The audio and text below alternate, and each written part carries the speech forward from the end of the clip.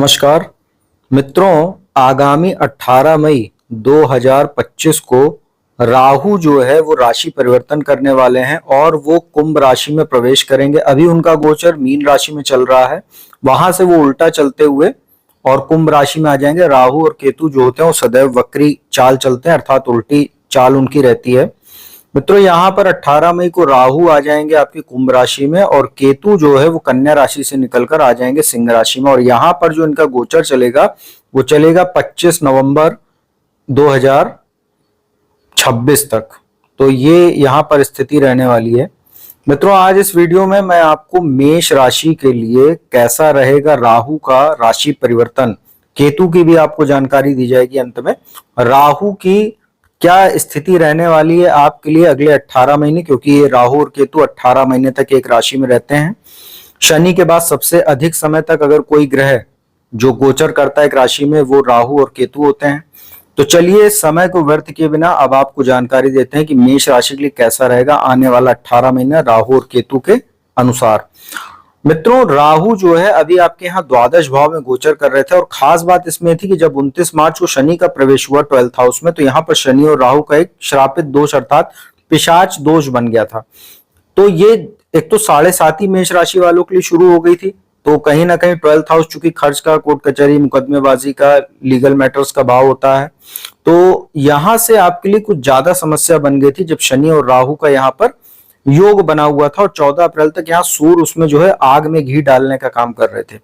तो यहाँ पर अब आपको चूंकि राहु की स्थिति समझाते हैं। राहु यहाँ पर जब बैठेंगे तो इनकी 3 दृष्टि भी होती है। ये अपनी पंचम दृष्टि से यहाँ पर मिथुन राशि को, 7वीं दृष्टि से यहाँ केतु पर ही दृष्टि रहेगी इनकी, यहाँ सिंह राशि पर, और जो इनकी 9वीं दृष्टि रहेगी वो यहाँ 7वां नंबर जहां लिखा हुआ 7वां भाव होता है, वैवाहिक सुख और बिजनेस का हाउस होता है ये। तो 5वीं दृष्टि से पराक्रम पुरुषार्थ को, 7वीं दृष्टि से यहाँ जो पंचम भाव है जहाँ केतु लिखे हैं शिक्षा संतान का भाव है, और यहाँ पर देखेंगे 9वीं दृष्टि से 7वें भाव को, वैवाहिक सुख को। तो मित्रों, यहाँ राहु के लिए अगर 11th हाउस की स्थिति देखें तो मेष राशि वालों के लिए कहीं ना कहीं ये बहुत ही अच्छी स्थिति इस कारण से है, क्योंकि जब यहाँ आपको 7.5 लगी तो जो समस्याएं आपको अचानक शुरू हुई, जैसे खर्च में बढ़ोतरी हो गई, अननेसेसरी ट्रैवल आपको करना पड़ा था, कोई लीगल मैटर आपका पहले से चल रहा था उसमें अचानक कुछ समस्याएं बढ़ गई। तो ये जो स्थितियां थी उसमें शनि तो देखिए, शनि तो अब आपके 3 जून 2027 तक यहाँ बैठे भी हुए और आपको 7.5 चल रही, तो 7.5 साल वो चलता रहेगा। लेकिन यहाँ राहु की वजह से दिक्कत थोड़ी ज्यादा बढ़ गई थी। अब उस दिक्कत में थोड़ी सी राहत आपको इसलिए देखने को मिलेगी क्योंकि राहु 11th हाउस में आएंगे। 11th हाउस में राहु काफी शुभ माने जाते हैं। तो यहाँ पर क्या होगा कि राहु जब बैठेंगे तो यहाँ पर आपके येन केन प्रकार ऋण अर्थात किसी भी तरीके से आपको ये धन लाभ कराने की स्थिति में ले आएंगे। तो यहाँ पर क्या होगा कि शनि का 12th हाउस में बैठकर जो आपको समस्या देते रहेंगे, जो खर्च आपका बढ़ा रहेगा, तो राहु कहीं ना कहीं उसको बैलेंस करने का काम करेंगे। देखिए, राहु चाहे जैसे भी हो वो एक अशुभ ग्रह की श्रेणी में आते हैं और राहु और केतु का काम ही होता है व्यक्ति के जीवन में अनएक्सपेक्टेड चीजों का प्रवेश कराना, चाहे वो अच्छी स्थिति हो। राहु और केतु हमेशा सडन गेन और सडन लॉस देते हैं, तो ये चीज आपको ध्यान रखना। और एकादश भाव जो होता है ये अचानक जीवन में धन लाभ वगैरह जैसे नाम यश कराना, प्राप्त कराना, उसका भाव होता है। तो राहु यहाँ बैठेंगे तो जो लोग साइंस एंड टेक्नोलॉजी का काम करते हैं या कोई आप टेक्नोलॉजी के क्षेत्र से जुड़े हुए या एआई के क्षेत्र में, जैसे आजकल एआई का बहुत आर्टिफिशियल इंटेलिजेंस का माहौल चल रहा है, या अगर आप लोग टेक्नोलॉजी के क्षेत्र से जुड़े हुए हैं या सॉफ्टवेयर डेवलपर वगैरह हैं, सॉफ्टवेयर इंजीनियर वगैरह हैं, या जुआ सट्टा शेयर लॉटरी, इन सब क्षेत्रों से जुड़े हुए हैं, खासतौर पर जहां पर ये लीगल है। हर जगह लीगल भी नहीं होता, लेकिन जहां पर लीगल है, तो जहां पर जुआ सट्टा लॉटरी ये सब जो लोग खेलते हैं, मटका वगैरह, उनके लिए यह राहु का 11th हाउस में गोचर बेहद ही शानदार कह सकते हैं। और उन लोगों के लिए तो और भी अच्छा है जिनके बाय बर्थ 11th हाउस में राहु बैठे हुए हैं, मेष राशि के जातकों के लिए।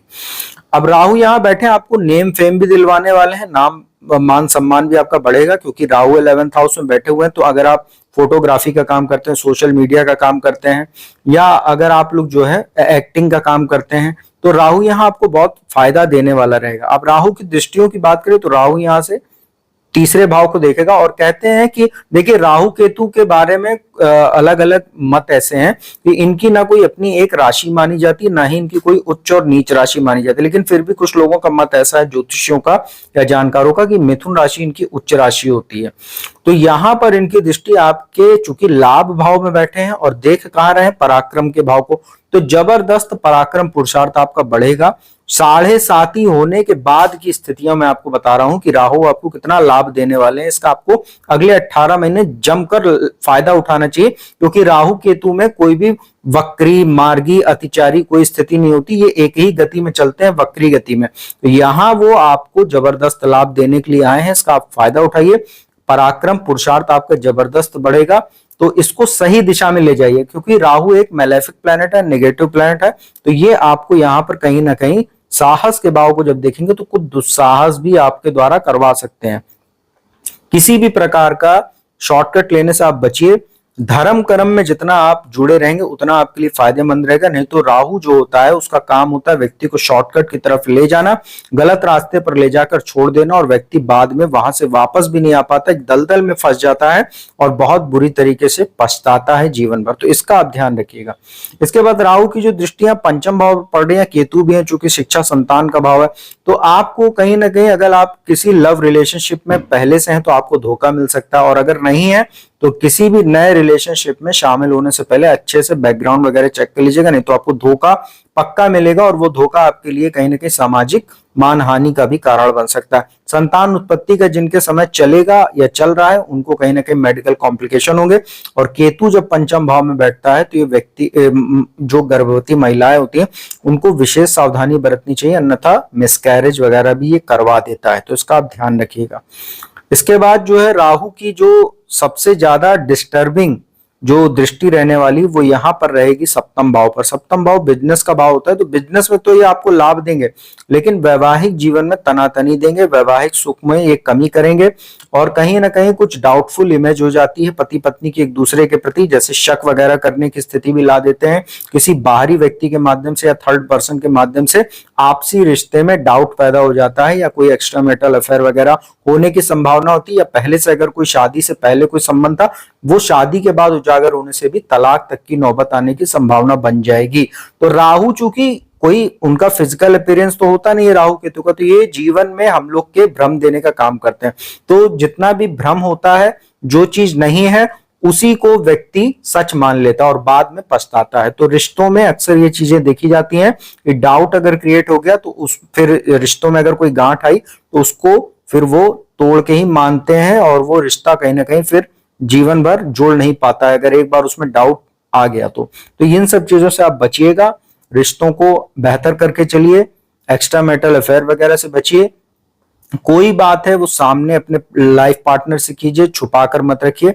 जितना आप लॉयल रहेंगे, जितना आप साफ गोई से अपने जीवन को चलाएंगे, उतना ये बेटर आपके लिए रहेगा। नहीं तो राहु आपको डिस्टर्ब करेगा मैरिज लाइफ में, ये आप जान लीजिएगा। तो यहां पर तो राहु की बात होगी, और संक्षेप में आपको केतु के बारे में बताते हैं। केतु यहां बैठे हैं, लग्न को देखेंगे, यहां लाभ स्थान को देखेंगे, 9वीं दृष्टि से माफ कीजिएगा, पंचम दृष्टि से भाग्य स्थान को, 7वीं दृष्टि से राहु को, और 9वीं दृष्टि से आपके लग्न को देखेंगे। तो यहाँ केतु जो है पंचम भाव में बैठे, जैसा मैंने बताया, कहीं ना कहीं मिसकैरेज वगैरह की संभावना बना देंगे। जो महिलाएं हैं गर्भवती उनको ध्यान रखना है, और संतान के स्वास्थ्य को लेकर आपको ध्यान रखना होगा। और भाग्य स्थान पर दृष्टि आपके कहीं ना कहीं भाग्य से आपको जोड़े रखेगी, इसमें कोई दो राय नहीं है। और धर्म कर्म में भी केतु मन लगाएंगे, क्योंकि केतु जो होते हैं वो धर्म के कारक ग्रह होते हैं। और 11th हाउस पर दृष्टि है, तो ये भी आपको लाभ, मान सम्मान और कहीं ना कहीं धन लाभ कराने वाले रहेंगे।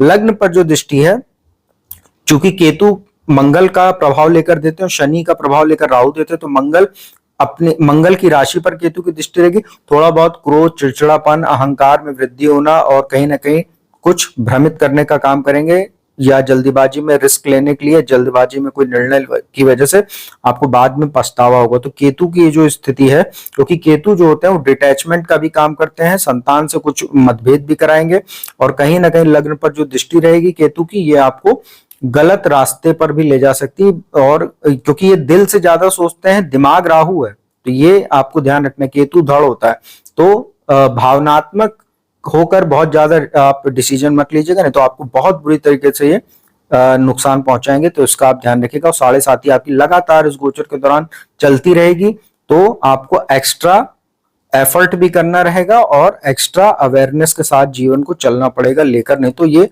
राहु अच्छा होते हुए भी और केतु अच्छा होते हुए दोनों आपको नुकसान दे सकते हैं। तो मित्रों, यह था राहु का मेष राशि पर क्या प्रभाव होगा अगले 18 महीने, 18 मई से लेकर 25 नवंबर 2026 तक, उसकी मैंने जानकारी दी। उपाय की बात कर लेते हैं। देखिए, राहु का सबसे अच्छा उपाय तो भगवान शिव की जितनी पूजा उपासना आप लोग करेंगे उतना अच्छा रहेगा। और काल भैरव जी के मंदिर जहां भी अगर आपको मिले वहां पर जाइए, और हर शनिवार को काला कुत्ता अगर मिल जाए, वैसे कोई ऐसी कोई बहुत जरूरी नहीं कि काला नहीं मिल रहा, कुत्ते को अगर काला मिल जाए तो अच्छा है, नहीं तो किसी भी कुत्ते को आप जो है सरसों के तेल थोड़ा सा रोटी पर लगा के उसमें गुड़ वगैरह रख के उसको खिलाइए, तो ये भी एक राहु का बहुत अच्छा उपाय होता है। ओम रांग राहवे नमः, इस मंत्र का आप लोग जाप कर सकते हैं। और केतु का ओम केंग केतुए नमः, इसका आप लोग यथासंभव जाप कर सकते हैं। तो ये रहा मित्रों मेष राशि के लिए। आने वाले समय में मैं आपको लगातार एक एक राशि पर क्या प्रभाव पड़ेगा राहु केतु का, उसकी जानकारी दूंगा। और वीडियो अच्छी लगी तो उसको लाइक कमेंट शेयर कीजिए। जिसको कुंडली विश्लेषण कराना है, नंबर डिस्क्रिप्शन स्क्रीन पर उपलब्ध है, संपर्क कीजिए, अपॉइंटमेंट लीजिए। कुंडली विश्लेषण का लाभ देश दुनिया के किसी भी कोने से प्राप्त कीजिए। तो अब मैं अपने वाणी के विराम देता हूं। अगली वीडियो में आपको वृषभ राशि के लिए कैसा रहेगा राहु केतु का राशि परिवर्तन, उसकी संपूर्ण जानकारी लेकर हाजिर होंगे। तब तक के लिए ओम नमः शिवाय।